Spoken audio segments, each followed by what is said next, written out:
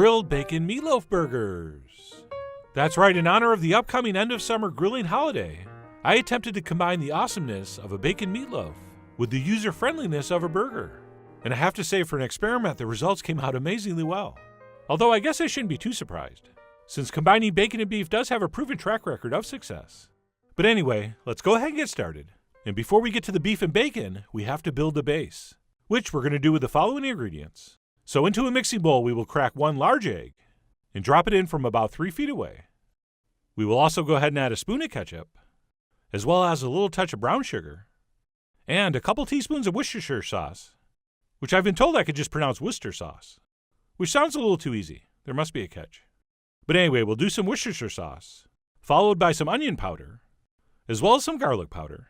And no, those are not onion and garlic salt. That is just simply dried, ground onion and garlic. We will also want to do a little pinch of dried thyme. And like all dry herbs, you want to sort of rub it between your fingers as you drop it in, which, as we say in the business, activates the herb. Or at least that's what I say. And then we also better add some cayenne here. Otherwise, a few people will complain. And by a few, I mean a lot. And then let's go ahead and finish this off with some kosher salt, as well as some freshly ground black pepper. And then we'll grab a whisk and give this a mix until everything is thoroughly combined. And the reason we're mixing all this up ahead of time is so we don't overwork our meat. All right, if we just dumped all that stuff over the meat and then tried to mix it all in, by the time it was perfectly integrated, the meat could get overworked and tough. So by blending all this first, it's going to be a lot easier to combine. And once that's set, we will continue on with the last of the ingredients. So we'll go ahead and dump in our plain breadcrumbs, followed by the co-star of the show, a nice big handful of cooked chopped bacon. And yes, I have seen bacon burger recipes that call for raw bacon, but I highly recommend we cook ours first, which I think is going to produce a better flavor and texture. And I almost just said this is a perfect recipe for using up leftover bacon, but then I realized there is no such thing as leftover bacon. But anyway, we'll toss in a very generous amount of cooked chopped bacon, followed by our ground beef, which I do like to crumble in before mixing. And by the way, in case you're keeping score at home, I am using the 85% lean mix, which is generally considered the optimum lean-fat ratio for things like burger and meatloaf.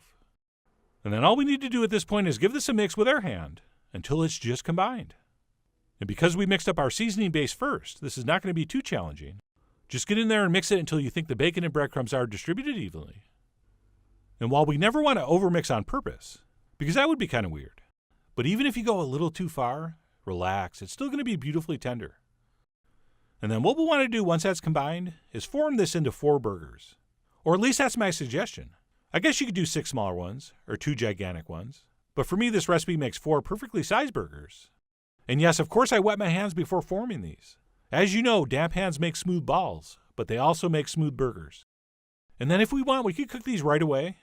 But personally, I do like to wrap them up and chill them thoroughly before they hit the pan or the grill. So let's go ahead and fast forward to a few hours later. And we'll go ahead and pop these on the grill, which, by the way, is my second favorite way to cook these. As I may have told you in the past, I much prefer a pan-seared burger to a grilled burger. And I know that sounds crazy to some people, but I will explain and defend myself on the blog post. But anyway, as you can see, I ended up going with the grill. Yes, Chef John finally got a grill, and he was so excited he started talking in the third person. But anyway, we're going to pan-fry or grill our burgers to about medium. And no, this grill was not properly set up for burgers. I was actually trying some with chicken, but I went for it anyway, and it pretty much worked. I mean, I did have a few flare-ups, which was a little scary. I wasn't really scared for the burger as much as I was for the hair on my forearms. I think you're actually supposed to use some kind of heat diffuser when you do burgers. But anyway, I'll figure that out. In the meantime, we will assume you can figure out how to cook a burger. All right, if they feel soft and mushy, they're too rare. All right, you want to wait till they firm up and kind of spring back to the touch. I'm going to say an internal temp of about 145 to 150 probably is perfect. So I pulled those off and headed back inside. And what we'll do is we'll let these rest for just a couple minutes while we set up our plate. And I'll be presenting these in typical burger fashion, on a toasted bun with lettuce, tomato, and secret sauce. And what's in the secret sauce? It's the same as every secret sauce recipe. It's mayonnaise, mustard, and ketchup. And we will place on our especially gorgeous-looking bacon meatloaf burger. And that's it. I'm going to serve mine just like that. And of course, if you want to add some cheese or some more bacon or some grilled onions or whatever, go ahead. That's going to be up to you. You are the boss of your burger de rigueur. As I use a little bit of what I call cocktail party French. But anyway, I'm going to eat mine just like this. And as I was putting that top bun on, and picking this up to take a bite, I was thinking, man, I sure hope this tastes as good as it looks. And man, did it ever. I mean, this thing had everything you want in a great burger. It was juicy, tender, and tasty. But it had the flavor profile, if you'll excuse the expression, of a bacon meatloaf. So as I already mentioned in the intro, I just really loved how this came out. I could have easily eaten 2 of these, which I did. But anyway, that's it. What I'm calling a grilled bacon meatloaf burger. If you like burgers, give it a try. Or if you like meatloaf, give it a try. And if you're one of these people like me that likes burgers and bacon meatloaf, then making this is a total no-brainer, okay? So I really do hope you give this a try soon. Head over to foodwishes.com for all the ingredient amounts and more info as usual. And as always, enjoy.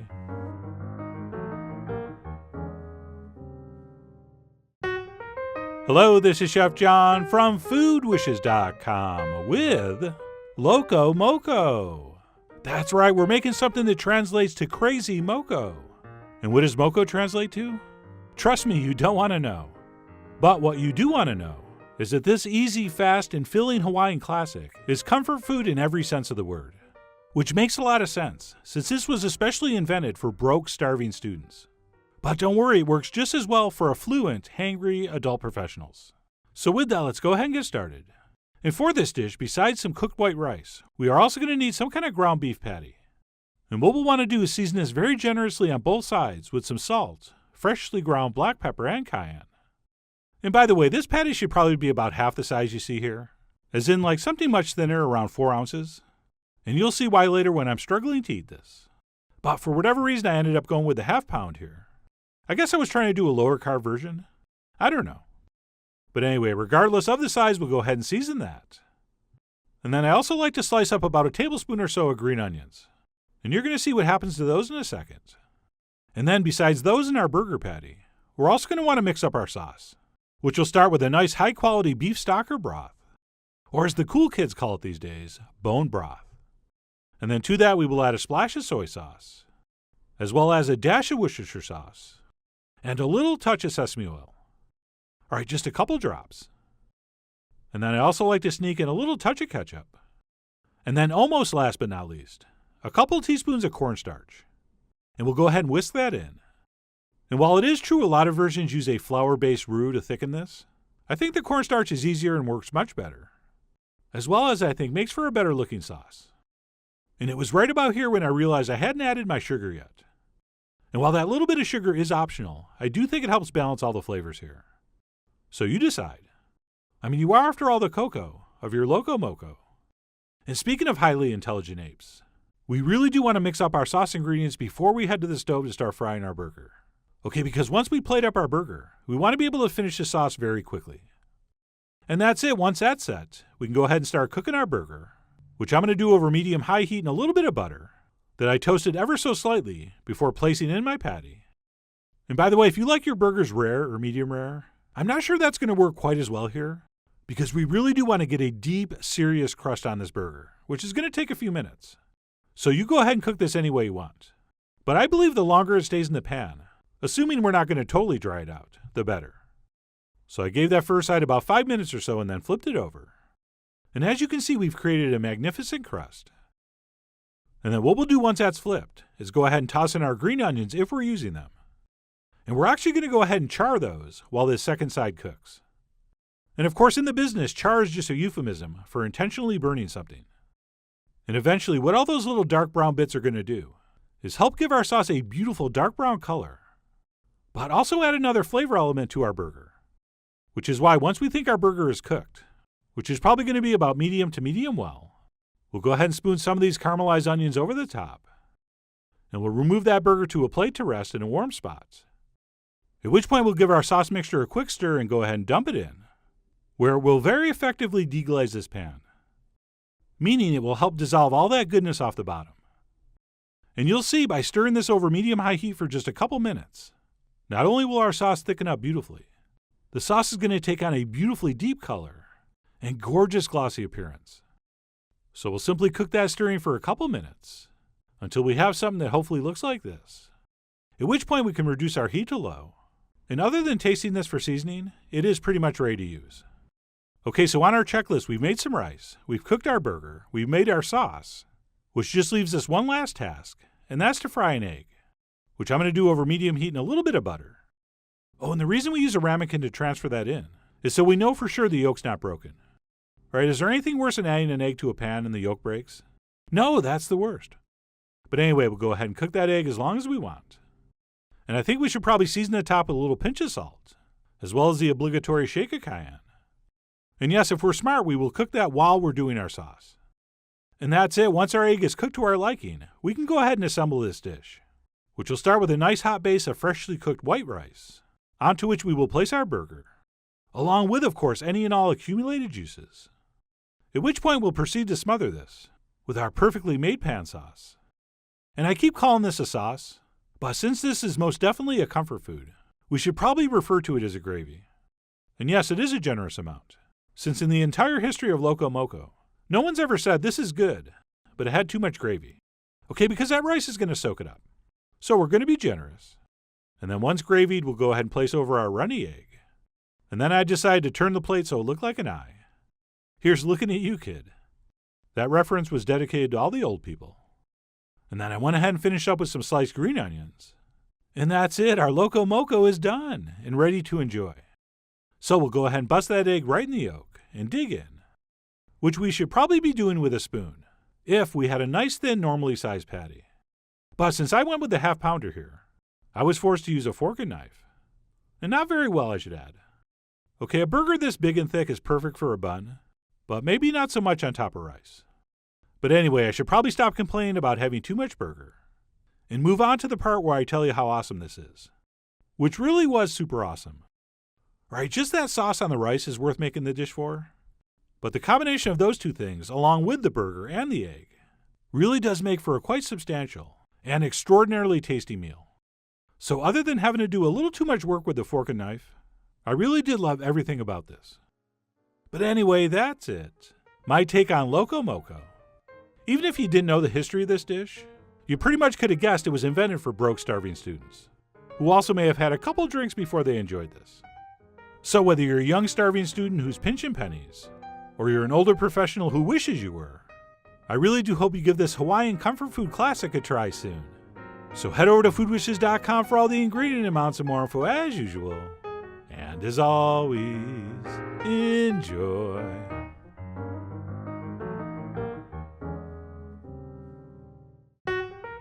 Hello, this is Chef John from foodwishes.com with Black and Blue Steak Burger. That's right, not only are we going to show you how to make your own hand-chopped burgers and then flavor them with black pepper and blue cheese, but we're also going to prove our love to whoever we're serving these to by chopping up some perfectly good steaks, which some people might consider crazy. But I'm pretty sure those people haven't tasted this, since it really did make for an extraordinarily good burger. So with that, let's go ahead and get started with the aforementioned meat. And what I have here is a beautiful fatty ribeye, as well as a less fatty, but still lovely, top sirloin steak. And the first thing we need to do here is slice up both these steaks nice and thin. And the reason we're doing this is because we're going to have to freeze this before we chop it. And I think by slicing this first, it makes that step a lot easier. Right, some people like to freeze the whole steak and then try to slice it, but personally I think slicing this up first works better. And since we're doing two different steaks that have different amounts of fat, once sliced, we do want to give this a mix. And that's it. Once our sliced steak has been randomized, we'll go ahead and transfer that back onto the plate, wrap it in plastic, and pop it into the freezer until it's very, very cold and very firm, but not quite frozen. All right, let's say half frozen. And speaking of half frozen, we probably also want to pop a couple ounces of blue cheese in the freezer because it will be a lot easier to crumble. Okay, if you try to break this stuff up when it's too warm, you're going to have more in your fingers than you do in your burgers. So make sure that is very cold as well. And then what we'll do once we think it's ready is pull our partially frozen steak out of the freezer and proceed to give it the old choppa. And for that, any big old sharp knife will do. But if you have one, a cleaver like this works the best. And please be very, very careful if you try to do this with one hand, especially when you first start. Because what will happen is larger pieces will sort of fall away from the pile, and you will reflexively reach for those with your free hand. And long story short, probably chop off a fingertip. So what is a much safer technique is to place your free hand on top of the knife or cleaver, so that there's zero chance of cutting it. Plus, by using two hands, you can cut through this stuff even easier. So that's how we should probably do it, at least until we have everything in nice small pieces. Then if we want, we can switch to one hand to finish it off. Oh, and if you're wondering why we're going through all this trouble and not just buying ground meat, is because the stuff from the store is almost always overworked and overground, which can make for a very tough burger. So by taking a few extra minutes and doing it this way, the texture is going to be much better. Not to mention, we're using steaks, and who knows what kind of mystery meat they're grinding up. All right, that's why they don't let anyone watch. But anyway, what we'll do once we have that chopped to resemble coarsely ground meat is stop and crumble in a couple ounces of partially frozen blue cheese. At which point we'll use our cleaver to kind of fold everything together, and then give it one last quick chop until we feel like that cheese is fairly evenly mixed in. And usually when people talk about a blue cheese burger, they're either stuffing the cheese in the center or they're just topping the burger with the cheese. But by actually chopping it into the meat like this, something fairly magical is going to happen when we fry these, as you're about to see. And that's it. Once our chopped meat has been cheesed, we can go ahead and portion that up and start cooking. Or what I'm going to do, portion them up using some damp hands, of course, and then wrap them and pop them in the fridge until we're ready to eat. And as usual, the plastic makes it really easy to flatten these out. And because I started with about 1.5 pounds of steak, I ended up with 3 big, beautiful burgers. So we have one for you, one for me, and one for we. And that's it. We'll pop those in the fridge until we're ready for final production. At which point we'll pull one out and press it down to as thin as we want. And I generally like a less wide, thicker burger. But for this black and blue steak burger, I'm actually going to press it out fairly thin. All right, I'm going to sacrifice being able to cook this medium rare and keep a nice pink center so that we have a lot of surface area to achieve an extra severe crustification, which I think really makes this burger what it is. But regardless, before this goes in the pan, we're going to go ahead and season it up with some salt, as well as an extra generous amount of freshly ground black pepper. And if you don't put that, you'll only be able to call this a blue steak burger, which is just not nearly as catchy of a name. But of course, suit yourself. I mean, you are after all the big daddy of this patty, and you go ahead and season this up any way you want, including but not limited to adding some cayenne, which I'm not going to, so that people leave lots of comments under the video. But anyway, once we have that seasoned and pressed, we'll head to the stove and place this in a dry but well-seasoned pan, set over medium-high heat. And yes, make sure that pan's hot before you place it in. And once we place this down, do not touch it or try to move it. All right, we have to give it at least 3 or 4 minutes to form a crust. And what's happening here is that blue cheese on the surface is melting and basically forming a blue cheese butter in which our burger is searing, which, as you'll see, creates some very impressive crustification. And in case you're wondering, sure, you can start with a ball of this and then flatten it out with your spatula using the smash burger technique. But I think because this has the blue cheese, I like to flatten it out before we start. And because this burger is so thin, we don't have to worry about trying to catch it at medium rare or medium. We're just going to cook it through. And that second side is probably only going to take a couple minutes. And as soon as it stops feeling mushy and kind of springs back, it's probably done. Which mine was. So we'll go ahead and pull that off and transfer it onto a toasted sesame bun that has been swiped with some mayo. And of course these are homemade, so we can get the exact size we want and thickness. All right, a thin burger needs a thin fast food style bun. And then the only garnish I'm going to do here is some pickled red onions, plus just a little extra crumble of blue cheese. And this is one of those things that you look at and you think, that needs something else. But then you bite into it and you realize, that did not need anything else. Okay, so while it was tempting to dress this up with some lettuce and tomato to make the pictures look prettier, that would not have made it better. And I wanted to show this exactly how I would eat it, which is what I'm about to do. And that, my friends, is just an amazing burger. Right, that beautiful crust we got frying it in that melted blue cheese gives it the most beautiful texture. Right, super crusty and a little bit crispy around the edges. And then inside we have all these little molten pockets of melted cheese. And because this is fairly rich, the little bit of acidity from our pickled onions balances everything perfectly. So I just love everything about this experience. And even though we sacrificed a couple perfectly good steaks, the gorgeous flavor and tenderness of this, I think, makes it all worth it. Plus, people aren't bragging to their friends you made them a regular burger, but that you made them one out of hand-chopped steak, that is a story that's going to get told. And many times. But whether you're going to make this to get included in people's burger-related anecdotes, or you just want to taste what hamburgers were like before machines were invented, I really do hope you give this a try soon. So head over to foodwishes.com for all the ingredient amounts and more info as usual. And as always, enjoy.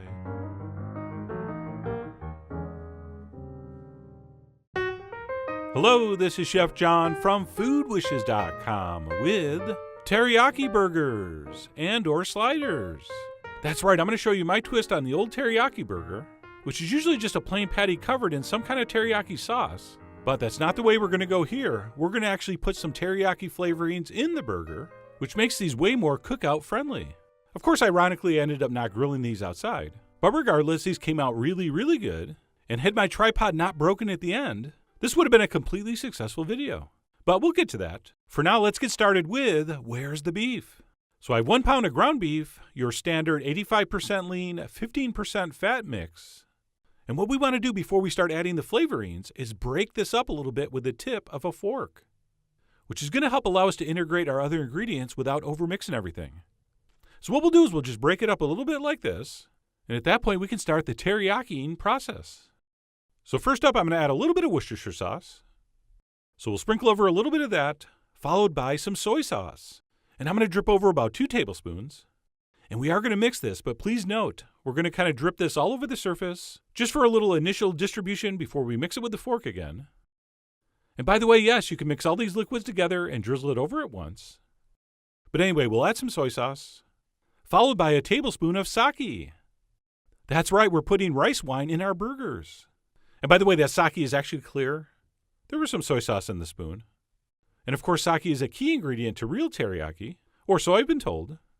And then after the sake, we're going to do some mirin, which is very similar to sake, only it's a little sweeter. So a little bit of mirin.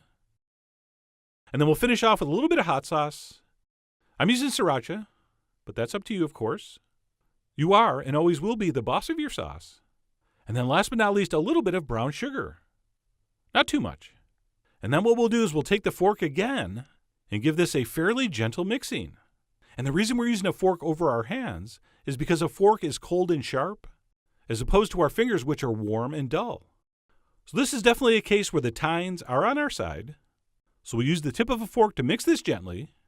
And do not worry about mixing it completely perfect, because what's really going to accomplish the final mixing here is when we form these into patties. So we will give that an initial mixing with our fork, and then we will switch to our hands, which I've run under cold water. Wet, cold hands always work better. And since I started with 1 pound of beef, I decided to divide mine into 4 4-ounce sliders. And yes, 4 ounces is kind of a big slider. They're usually closer to 3. And by the time that burger is shaped into a patty form, everything should be perfectly mixed. And then once our burgers have been mixed and shaped, we could cook them immediately or pop them in the fridge until you need them. But I'm kind of hungry, so I'm going to grill a couple up. And the beauty of this recipe, because we don't have to worry about any sticky sauce, is that we can pretty much cook these any way we want. Charcoal grill, gas grill, or one of these grill pans, which really is a great alternative for grilling things when you can't get outdoors. So I'm going to cook those on what I'll call medium-high heat for approximately 3 or 4 minutes per side. And generally with these grill pans, you want to kind of leave things on there until you're going to turn them. But you know I'm a sucker for grill marks. So I gave mine a half turn to try to get that crosshatch pattern. And a little bit did stick on one of them, but not the other. I mean, why would one stick and not the other? These are the kind of wonderful mysteries you deal with when you cook. But anyway, like I said, I cooked that for about 3 or 4 minutes on the first side. And when I see that doneness going up this side, I'll flip those over and give them 3 or 4 minutes on that side. And just like if you were using a gas grill or a charcoal grill, when your burgers start to get a little bit of a dome shape and you see juices kind of coming up through the top, that's generally a sign you're pretty much done, unless you want these well done, which you don't. So right here I determined mine were ready, so I pulled them off, and I went to set up my plate, and my tripod broke. Yep, the threads on that thing that hold the camera steady totally got stripped, which is why for the rest of the video the camera's kind of moving and shaking, so my apologies. I was kind of surprised because this thing was imported and cost over $19. But anyway, I placed my teriyaki slider on a homemade sweet potato slider bun, and topped it very simply with a little lettuce and tomato, with Michelle's help. And then just so everyone's clear it's a slider and not a hamburger, I will add a pickle slice to the top, and then impale everything with one of these fancy bamboo skewers. And our homemade teriyaki slider on homemade sweet potato slider bun is done, hun. And even though I spent 15 minutes trying to fix my tripod, and this thing was ice cold by the time I ate it, it still was amazing. Despite not being glazed, this had a beautiful teriyaki flavor, And because we carefully forked it and did not overmix it with our hands, had a beautiful tender texture. And again, I apologize for the camera movements. I'm basically holding it with one hand while I'm trying to eat with the other. And I was doing a pretty good job of keeping it steady until I tried to eat a potato chip and briefly lost control. But anyway, that aside, this really did come out great. And above and beyond showing you something a little bit different you could do with burgers, this recipe was also intended to serve as a major tease for our next video, which will be how to make the aforementioned sweet potato slider buns. And as everybody knows, the hardest part about making good sliders is finding great slider buns or rolls. I mean, people usually end up using dinner rolls, which are okay, but they're just not even close in quality to these sweet potato buns. So please stay tuned for that. But in the meantime, I really do hope you give these teriyaki burgers and or sliders a try soon. So head over to foodwishes.com for all the ingredient amounts and more info as usual. And as always, enjoy.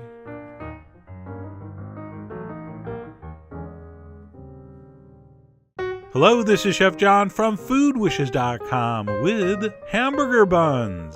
That's right, I've gotten like 1,000 requests for these, which is understandable because it's not easy finding a decent hamburger bun at the store. I mean, they're either the wrong size, or you look on the label and there's a whole bunch of weird ingredients like riboflavin and whole grains. So what we're going to do is make our own hamburger buns, and not only are they going to be the perfect shape, they're going to taste way better than anything that comes out of a plastic bag. So here we go.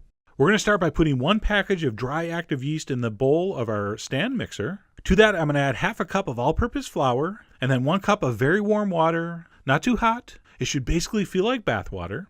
And at that point, we're going to take a whisk and mix this up, and then we're just going to let that sit there for about 10 or 15 minutes. And if your yeast is okay and active, you should have something that looks like this. Kind of foamy, like the head of a beer. So now we know for sure our yeast is alive and thriving, and we can go ahead and add the rest of the ingredients. The first of which would be 1 whole egg. We're also going to put in some melted butter, some sugar, some salt, of course. And then before we add the rest of the flour, we're going to go ahead and take a whisk and mix that very thoroughly. Okay? So once that's mixed, we're going to go ahead and dump in the rest of our flour. We're going to throw the dough hook on our mixer.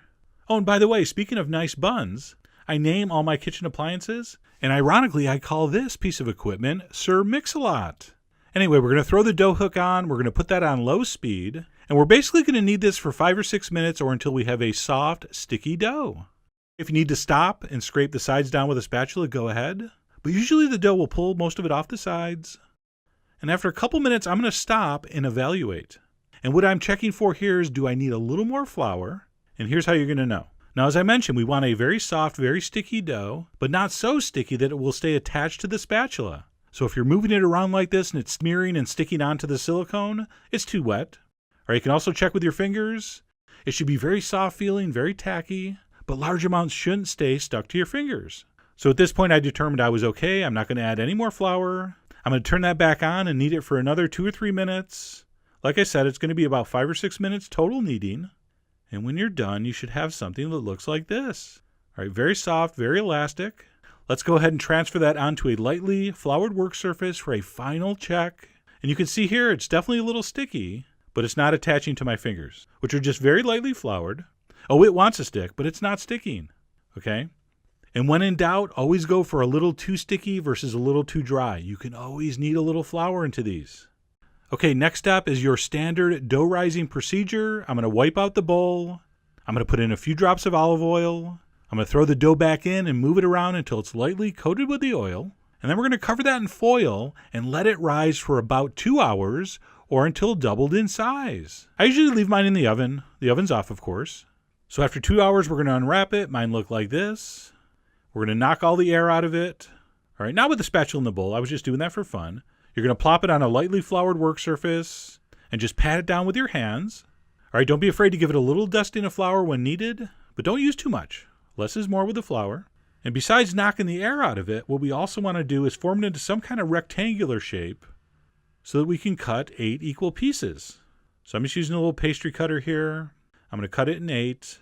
And then the first phase of formation here is just take each piece and make it into a little round mini loaf. Just like that, smooth top.